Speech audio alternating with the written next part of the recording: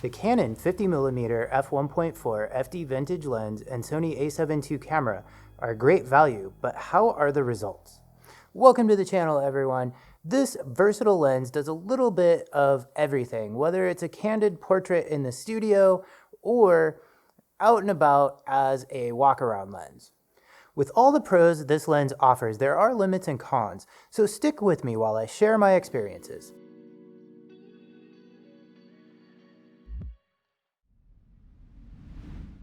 Canon introduced the 50mm f1.4 SSC in 1973.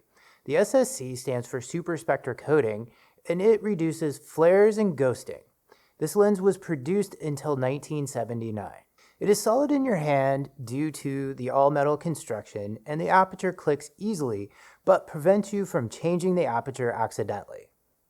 This is a vintage lens, so the focusing is manual, but the focusing on the 51.4 is very smooth. The focusing ring is firm, yet it glides. I did not have any issues focusing manually with this lens while I was out shooting with it. I would not let the manual focus hold you back from considering this lens. There were a lot of these lenses produced, so there's a lot of them available on the secondary market.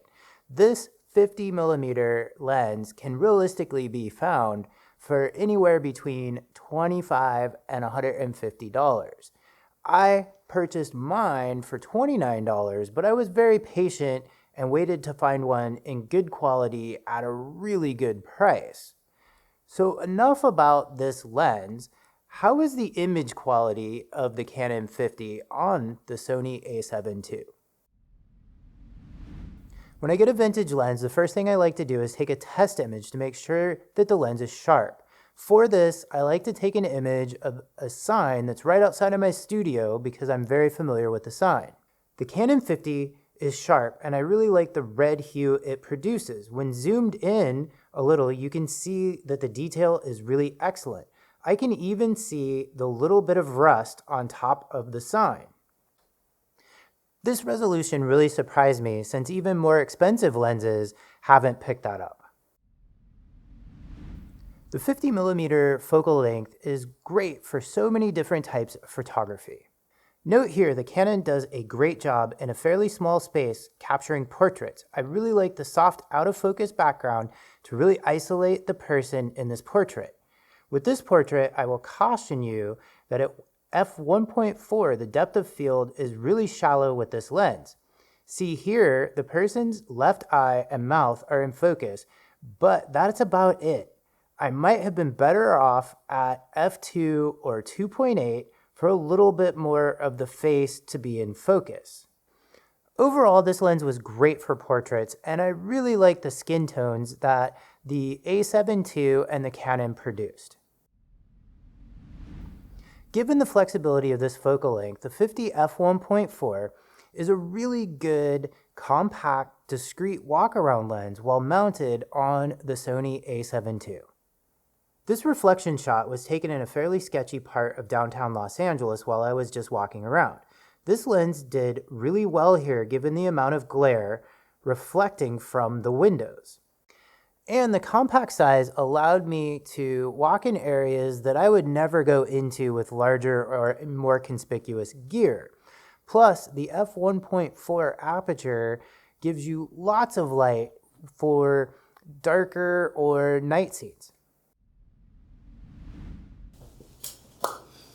I don't generally talk about video in my lens reviews very often, but as video gets more and more popular, I just can't ignore that vintage lenses do work very well with video as well. As a matter of fact, I am filming this on the Sony A7II with the Canon 50 FD lens, so you can see what to expect.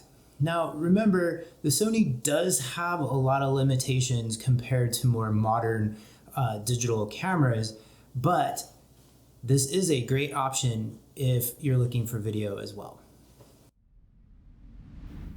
So far, I've focused on the pros of this lens, but there are some characteristics that are not as rosy. The first being the vignetting at f1.4 wide open.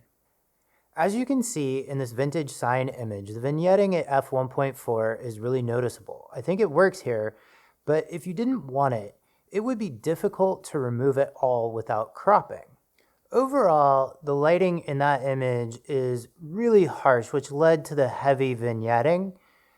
I really didn't notice that much vignetting at f1.4 in much better light.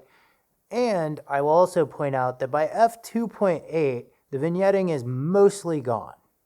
But this is something to consider if you want to shoot at f1.4. Bokeh can make an image, or it can be really distracting and almost make it difficult to look at an image. Notice in this candid portrait just how busy the background is. That bokeh is really distracting. Some people really like the busy. It's really a personal preference, but for me, it is a little less smooth than I would usually want. The vintage Canon 50mm f1.4 FD has a lot going for it and produces images with character. Its shortcomings are real, but nothing that I wouldn't really expect from a fast vintage 50mm lens. I really enjoyed carrying around this lens due to its small size, and I was able to create images that had a lot of personal style unique to this lens. Given that my copy only cost me $29, I would definitely buy this lens again and keep it around for when I want something a little different and easy. So if you're looking to experiment with a vintage lens or add to your vintage lens collection, the Canon 50mm f1.4 is a great lens to invest in. It produces sharp images with good color and contrast when attached to the Sony A7II. If you found this video helpful, don't forget to hit the thumbs up below. It really helps me. And subscribe for more photog tips, reviews, and adventures. If you have a favorite 50mm vintage lens, let me hear about it in the comments, or watch this next video that YouTube thinks you would like best. And until next time, enjoy your photography journey.